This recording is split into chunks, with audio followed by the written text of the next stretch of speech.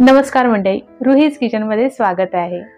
आषाढी एकादशी येते, श्रावण महिना येतोय, उपवास तर आता लागूनच येत आहेत। त्याच्यामुळे आपल्याला काही ना काहीतरी उपवासासाठी घरात पदार्थ बनवायला पाहिजेतच ना। त्याच्यामुळे काय बनवायचा हा प्रश्न प्रत्येकाला पडत असेल। त्याच्यामुळे मी तुमच्यासाठी उपवासासाठी बरेच पदार्थ घेऊन येत आहे। त्याच्यामुळे रुहीज किचन 22 लवकरात लवकर सबस्क्राइब करा आणि जे काही मी उपवासाचे पदार्थ दाखवणार आहे ते तुम्ही बनवून बघा मी सांगितलेल्या पद्धतीने। तुम्हाला जर ते आवडले तर मला कमेंट्स करून सांगा।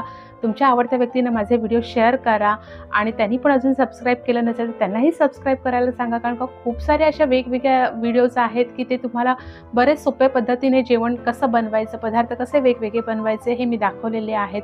तुम्हाला जर माझे व्हिडिओज आवडत असतील तर माझे व्हिडिओजना लाईक करा। चला तर मग आपण जो पदार्थ करणार आहोत तो करणार आहोत मी उपवासाच्या भाजणीचे वडे। उपवासाच्या भाजणीचे मी वडे दाखवलेले आहेत, खूप सुंदर आणि सोप्या पद्धतीने आणि इतके टेस्टी असे वडे आहेत ना। त्याच्यामुळे व्हिडिओला आता आपण सुरुवात करूया आणि उपवासाच्या भाजणीचे वडे कसे बनवायचे त्याची सुरू करूया आता रेसिपी। चला तर मग इथे एका भांड्यामध्ये आपण घ्यायचं आहे उपवासाची भाजणी। इथे मेजरिंग कपचा 1 कप मी उपवासाची भाजणी घेतलेली आहे। उपवासाची भाजणी कोणत्याही कंपनीची घेतली तरी सुद्धा चालेल।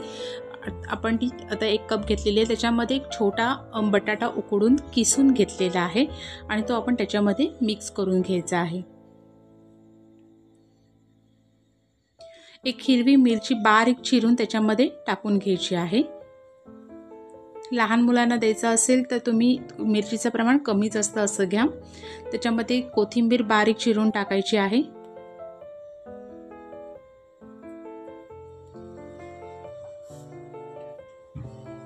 चवीनुसार मीठ टाकून घेतलंय आणि इथे आता मी फक्त लाल मिरची पावडर घेतलेली आहे, ती कलरसाठी आणि थोडंसं त्याला तिखटपणा ह्याच्यासाठी म्हणून लाल मिरची पावडर 1/4 टीस्पून टाकून घेतलेली आहे।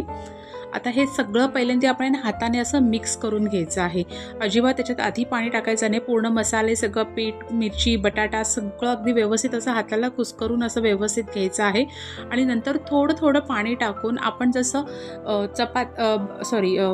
भाकरीचं पीठ वगैरे भिजवतो तसं आपण ते पाणी टाकून व्यवस्थित असं मिक्स करून त्याचा छानपैकी गोळा तयार करून घ्यायचा आहे। पाणी टाकताना हळूहळू टाकायचं आहे, लागेल तसं टाकायचं आहे, कारण का पीठ परत पातळ झालं तर थालीपीठ आपल्याला करताना थोडा त्रास होतो, म्हणजे वडे करताना आपल्याला त्रास होतो। त्याच्यामुळे आपण हे थोडं थोडं असं टाकून घ्यायचं आहे। बघा अशा पद्धतीने आपण छानपैकी हा गोळा तयार करून घेतलेला आहे। अशा पद्धतीने आता आपण आपले वडे कसे थापायचे ते दाखवते। एक बटर पेपर घेतलाय, त्याच्यावरती आपण तेल लावून घेऊया आणि आपण वडे थापायला घ्यायचे। तिथपर्यंत एका साईडला मी तेल गरम करायला ठेवलेलं होतं। वड्याची साईज तुम्हाला केवढा छोटा मोठा हवे त्यानुसार आपण करून घ्यायचं आहे। इतके सुंदर होतात आता उपवासासाठी, तर इतके पटकन होणारे असे टेस्टी पोटभरीसाठीचे आहेत। त्याच्यामुळे नक्की हे वडे ट्राय करा आणि पटकन होणारी असल्यामुळे असं काही जास्त वेळ लागत नाही। व्हिडिओ आवडलाच तर लाईक करा आणि मला कमेंट्स करून सांगा तुम्हाला ही रेसिपी कशी वाटली ती। मिरचीचं प्रमाण आणि मिरची ही बारीक चिरून वगैरे टाकायची आहे। मिरचीचं प्रमाण कमी जास्त तुमच्या तिखट केवढी मिरची असेल त्याच्यानुसार ठरवायचं आहे। मेजरमेंट सगळे डिस्क्रिप्शनमध्ये आहे, तुम्ही तिथे चेक करू शकता।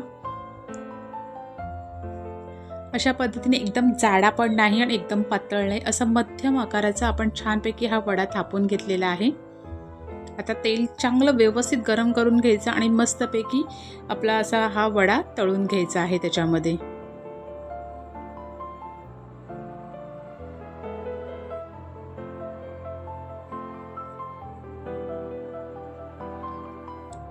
अशा पद्धतीने मी बाकीचे वडे पण घेतलेले आहेत आणि खोबऱ्याच्या चटणीसोबत हे वडे खूप सुंदर लागतात। उपवासासाठीचे हे असे छानपैकी भाजणीचे वडे सुंदर रेसिपी आहे। व्हिडिओ आवडला असेल लाईक करा आणि रुहीज किचन 22 सबस्क्राइब करा।